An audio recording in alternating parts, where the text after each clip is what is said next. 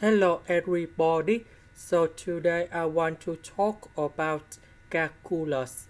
The topic today is about integration. So now I want to show you how to answer. We need to use about integration by substitution.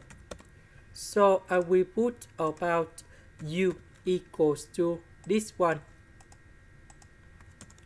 Later that, we put the power 2 for the both sides to cancel about the square root. Next, we need to do first the derivative for the both sides. This one we have 2u. This one that is about the constant, so you got 0.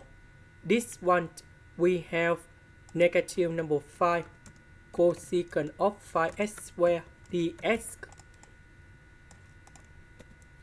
Because we don't have negative number 5, so we divide both sides by negative number 5.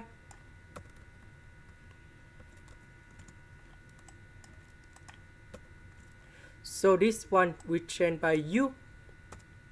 This one with dx we change by 2u over negative number 5 du.